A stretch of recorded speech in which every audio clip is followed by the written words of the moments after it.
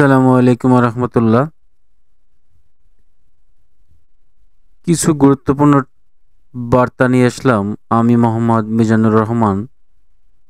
ই visa কি ও ই visa কাদের জন্য দেয়া হচ্ছে? ই ভিসা আসলে আমাদের বাংলাদেশের জন্য ই ভিসা প্রযোজ্য কি না? আসলে ই ভিসা কবে নাগাদ বাংলাদেশের জন্য চালু হবে? এমন কোনো তথ্য পাওয়া যায়নি যে 25 বা 26 27 এমন কোনো তথ্য পাওয়া যায়নি। আসলে বাংলাদেশের জন্য এখনো ই ভিসা চালু হয়নি। তো কিছু আপনাকে হাতে কলমে আমি কিছু পরীক্ষিত দেখাবো যে ই ভিসা আসলে আমাদের কিভাবে দেওয়া হচ্ছে। তো 2টা ই ভিসা আমি এখানে আছে। তো একটা অরিজিনাল আর একটা কপি, মানে এডিট করা। তো আসলে এটা দেখলে বোঝা অসম্ভব।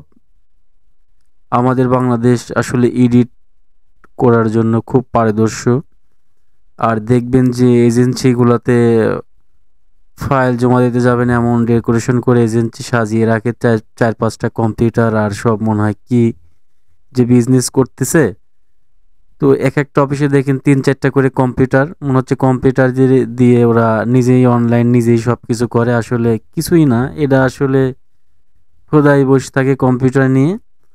আর এই দেখেন কম্পিউটার নিয়ে বসতে কি কাজগুলো তারা করে, তারই কিছু ধারাবাহিকতা আমি এখানে তুলে ধরলাম যে আসলে বাংলাদেশের এজেন্সিরা কি কাজগুলো করে।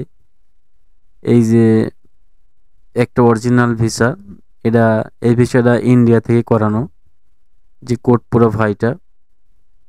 আর শার্ট পরা যে ভাইটা, এটা হলো বাংলাদেশ থেকে ডুপ্লিকেট একটা এই ভিসা দিয়েছে এক এজেন্সি। তো কিভাবে এই ভিসাগুলো ডুপ্লিকেট করতেছে তারই কিছু ধারাবাহিকতা আমি এখানে তুলে ধরছি বা হাতে কলমে দেখাচ্ছি। আপনারা একটু দেখেন, বুঝে দেখেন যে কি অবস্থা আমাদের। আসলে ইউরোপ যাত্রাটা আসলে আমাদের আদেও ইউরোপ যাওয়া হবে কিনা, এই বিষয়গুলো একটু তুলে ধরলাম। আর সবাই দেখেন আসলে আমাদের কি অবস্থা আর কি করতেছে। এজেন্সিগুলো আসলে এভাবেই টাকা হাতিয়ে নেয়। পারমিট আসার পর একটা ধাপ টাকা নিবে। এই যে দেখেন কিভাবে কেটে, কিউআর কোড কিভাবে বসায় বা নিচের নাম্বার, এই বিস্তারিত তথ্য এখানে আছে। আপনারা একটু ধৈর্য সহকারে একটু পুরো ভিডিওটা দেখবেন মনোযোগ সহকারে। আসলে ই ভিসা আমাদের কিভাবে দিচ্ছে তাহলে বুঝতে পারবেন, আর ই ভিসা কিভাবে বানানো হচ্ছে। প্রত্যেকটা এজেন্সি দেখবেন মনে হয় ওনার বাপের এজেন্সি। তো ওনারা নিজেই ই ভিসা বসে বসে কম্পিউটার 4-5টা থাকে, আর 4-5টা কম্পিউটার স্টাফ থাকে। ওরা নিজেই এভাবে ই ভিসা অফিসে বসতেই তৈরি করে, মনে হচ্ছে নিজেই। সার্বিয়ার গভর্নমেন্ট ভিসা খুবই সহজ, এভাবে দেয়।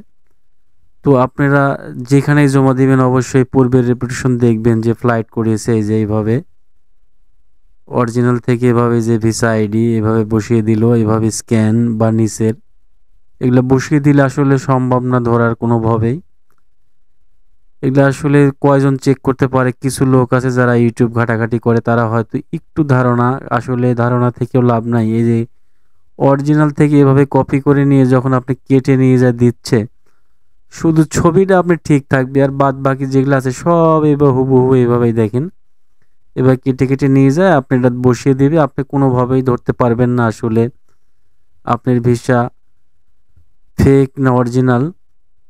তো একটা ওয়ে আছে, আমাদের সার্ভে যারা ফাইল জমা দিয়েছি বা ভবিষ্যতে দিব আমরা, আমাদের একটা ওয়ে আছে যে সার্বিয়ার গভর্নমেন্ট বা গভর্নমেন্টের যে ওয়েবসাইট আছে সার্বিয়ার পোর্টাল, ওইখানে আইডি পাসওয়ার্ড দিয়ে ই ভিসা গভ লিখে বা সার্বিয়া গভ আরএস ডট লিখে গুগল সার্চ বারে ক্লিক দিলে দেখবেন একটা ওয়েবসাইট চলে আসবে।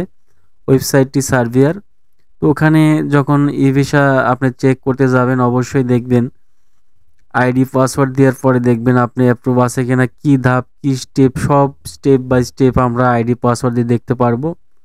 আসলে যেখানে ফাইল জমা দিবেন আপনারা অবশ্যই কন্ট্যাক্টগুলো করবেন যে যখন পারমিট আসবে অবশ্যই পারমিট পিপিজেড আইডি থাকতে হবে।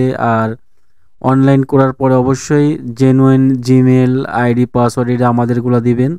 আমরা নিজেরাই চেক করব যে আসলে আমাদের প্রতিটা ধাপ বা স্ট্যাটাস কি 3-4টি স্টেপ থাকবে, এগুলো আমরা নিজেরা দেখব। আর আইডি পাসওয়ার্ড দিলে আমরা বিভ্রান্ত হব না, আপনারা বিভ্রান্ত হবেন না। এগুলো দেখে আমরা স্যাটিসফাই হব বা সবাই বুঝবো যে আমাদের ভিসা হয়েছে।